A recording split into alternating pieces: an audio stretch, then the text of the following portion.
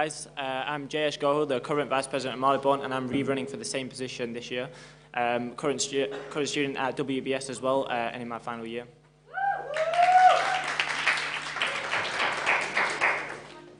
Yeah, I'm Vasile. I'm running for Vice President at Marylebone, and I'm also in my final year studying business. Some of you know me here.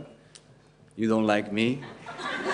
And yeah, I am giving Jayesh a run for his money this year. Yeah. Okay, we're going to drive straight in. You both share an interest in improving both catering and computing facilities on campus. What makes you better? What makes you the better candidate to see through these changes? Start with you, Vasile. It's a smart question. I wasn't expecting it. Repeat the question. You both state and share an interest in improving both catering and computing facilities on campus. What makes you the better candidate to see through these changes? Well, first of all, I don't like the microphone. First of all, I am... Yeah, okay. First of all... See that camera over there? Yeah, oh, the camera, yeah. Everybody, all the voters, oh my God, yeah. I really love you, care about you. There is an issue. I've been going around campus and people do tell me that there is an issue with the laptops. There are not enough of them. The canteen also is a bit boring. There isn't enough diversity of food there besides the chips and the hamburgers and steamed vegetables, whoever is that. And I mean, how many students are there at Marylebone, would you say, Jayesh? I don't know the exact number. About 3,000, 4,000? 4,000. So all these people, 4,000 people, all their culinary needs are met by a few dishes. And that's a bit crazy in my view. Yeah, but what makes you different? What are you going to... I am different anyway, and I'm going to make this. I'm going to implement this. I'm going to make it happen. What makes me different? You want numbers, you want actual facts. I don't have them. I don't have them. Okay. But what I have is ambition, I have drive, and I'm going to see through it that it goes this year, and not next year, and not in 2 years.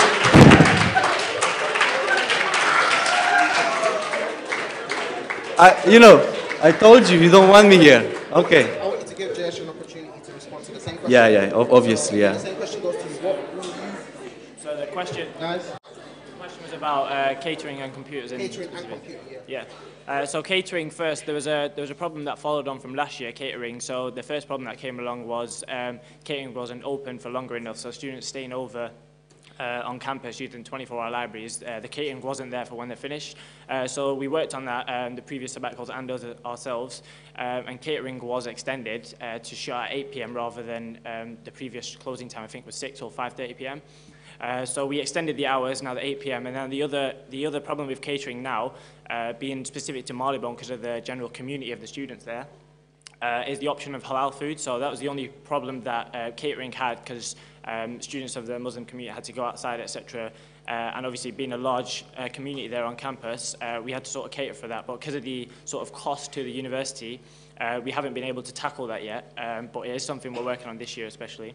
And in terms of computers, there is a limited number of laptops available on campus, as Marylebone students would know. So every time you come in the morning, they're already gone, and there's no time for laptops. So what I'm trying to work on is bringing in the self-service lockers service for laptops. So you can swipe your card on a locker, the locker will open, and there's laptops there that are already charged, and you can take them and return them as you please. Other universities have already implemented this plan, so it's something we're working on with the library service and university to try bring in, along with the current lockers that have been approved.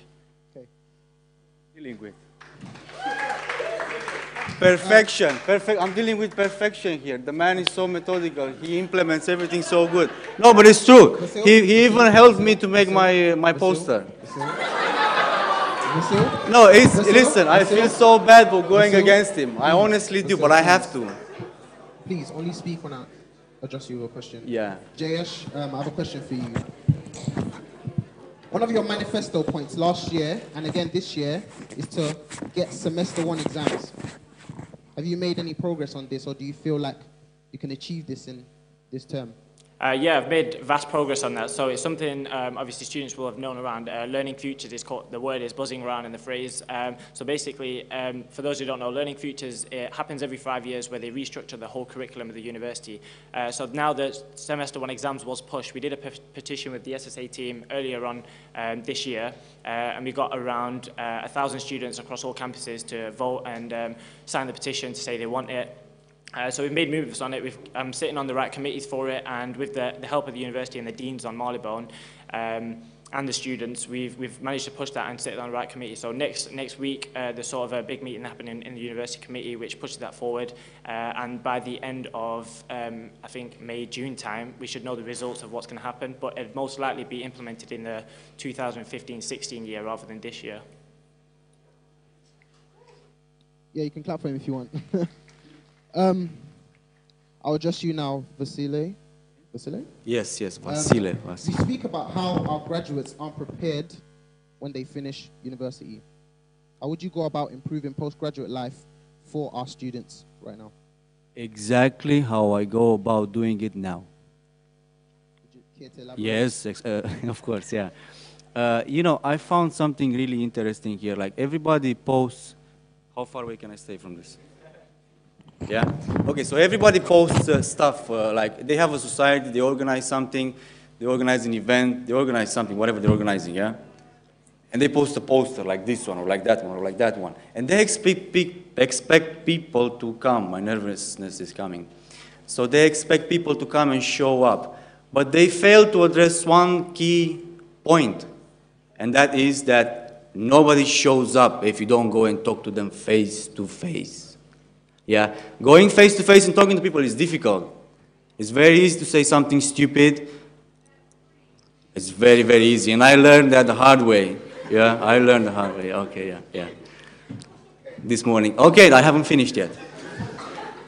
And I have nothing against you, you know, nothing against you. Don't take it personal. So this is how I would go about it. Talking to people face to face, organizing a team of people whose only job would be this, going around campus, bringing people together, communities, religions, cultures. That's what I would do. That's what I would do. Organize those people, because some people, I've realized something, some people are just good at talking to people. They're not just good at talking to the Muslim community, but they're also good at talking with the gay community, and also with the Chinese and the Filipinos, and all of them. And they can bring everyone together. Okay, but how is this preparing graduates for leaving university? Because that's the basis of the question. Okay. How are you preparing them? Yeah, okay, I see your question now. The thing is, I've never done this, so I'm a bit, you know, I've never done it, never been in front of so many nice people. Just so, try you know. not to touch the mic. That's the thing, you know, that's what I've realized, that people, you know, are good at, you know, people are good learners. This is what I see around me. They know how to make essays, they know how to make projects, they know how to research, they know how to stay late at night, you know, surviving only on cans of Red Bull and biscuits and chocolate. So people are good at that. But once they graduate and they go out there with their degree in their hand, guess what?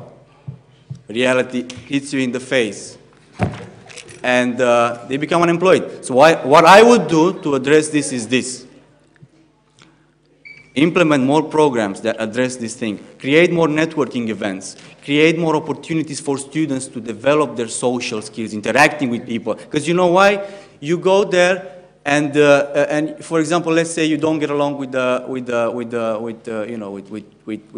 Filipinos. Yeah, there's no Filipinos here. That's why I said Filipinos. But you don't get along with Filipinos. Yeah, you don't like Filipinos. You can't. Even if you see them, you go crazy like a dog in heat. Okay. So you end up going for a job. You have a manager who's a Filipino, and then what? Why can't you just develop these skills in schools? Why can't you learn how to talk to people in schools? Okay, thank you. Yeah, we're running out of time. Most of the people here, this is the last opportunity they have to develop their social skills, university. Thank you. I'm going to open it out to the audience now. Okay, a few hands going up. I'll start with you. Yeah, as both of you guys, I think one of the mentions was from Jayesh about lockers and laptops being loaned out. In terms of the UWSU at the moment, they're currently in an amount of debt. So I was wondering how you would implement that without that, obviously, you know, putting more stress on the current situation that the university is at. So because it's been implemented to the benefit of the WBS students, with information services and both information services and the estates team interested in it, and they see the benefit to the students, it wouldn't be a cost to us. So we wouldn't actually be paying for the lockers, as it'll be seen as pushed by the students, but implemented by the university and information services. What sort of strategies have you devised in terms of getting that out there so that it doesn't cost the university? Well, we've had meetings with the information services team separate to the estates team, and then we sort of have to meet up together. It's still in early stages at the moment, as the meeting was only a few weeks ago. So to move on from that, as we've just confirmed that we've got student lockers being put into Marylebone campus, we're sort of going to work beside that as well to bring the laptop service with the lockers. Thank you. Anyone else? I'm going to go over the Saturday first.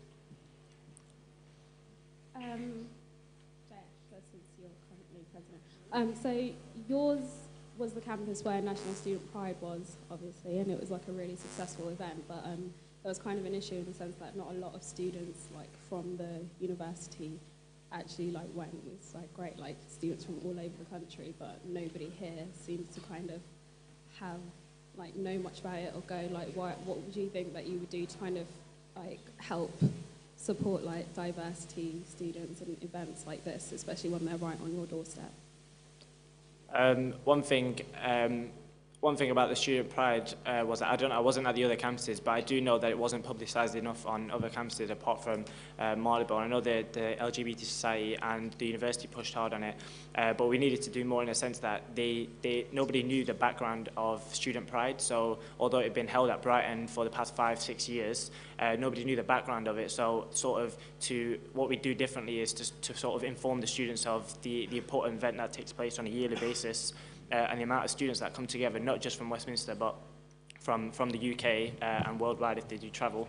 But that's what we do. We sort of get it across. And now with the diversity forum that we did set up 2 weeks ago, we're sort of advertising it to get more students involved. So whether it be your age, your gender, LGBT, or whatever diverse background you're from, try to get them involved. So whatever events they do have coming up, they can get it across to the Students' Union and then out to the students quicker. And one thing we do have on Marylebone is a great sort of SSA team, and they do get it out there so quick to different types of students. So the postgraduates room, even though it's blocked off from the rest of the learning platform, they do get the information out there just as easy as the students that are right in front of them. Would you like to answer the question? I haven't even heard the question. I was actually looking at your two cameramans here. They look so nervous. Okay. Like I should be nervous. Why are you nervous? We'll move to the next question. You're behind it. I'm in front of it here. We'll move to the next question. Just look people in the eye straight. An interesting question came up on Twitter. Will you get more involved with students who want more personal feedback? Will you get more involved with students who want more personal feedback?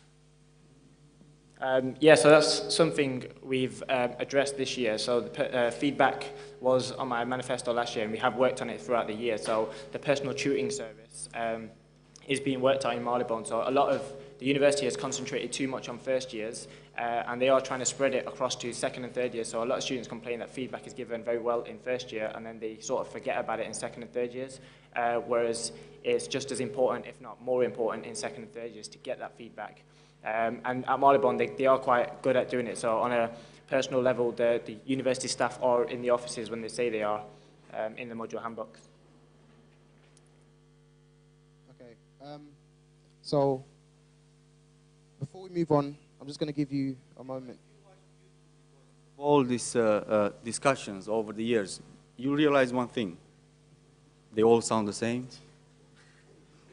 They all sound the same. Yes, yes, yes, finally. What's your name, fella? Vasile. Vasile? Yes, yes. Right, listen, yeah, I think you're a cracking lad. I think you're a great guy, yeah? Thanks. And I know that Jayesh has got a bit of an unfair advantage because obviously he's already the running VP, but yeah, I agree with that. You're coming across as a bit of a Boris Johnson kind of character here, yeah? So, in 3 sentences, Why should everyone dispel the last 10 minutes that you've just displayed and actually vote for you? And listen, no, this is no disrespect. I think he's a nice guy. I think he's a nice guy, yeah. I think you need to right now put into 3 nice, short, and to-the-point sentences why anyone should vote for you. Because right now you're giving us a good laugh, but VP, not really sure. You know what I mean? So give it to us. Come on, give me some fire. Yeah, okay, I'll give you something you'll remember for the rest of your life. You know, and it's not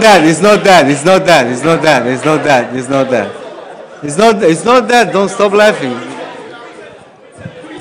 No, you can't take me there. Don't take me into your world of 3 sentences. I don't work with 3 sentences, I work with more than 3 sentences.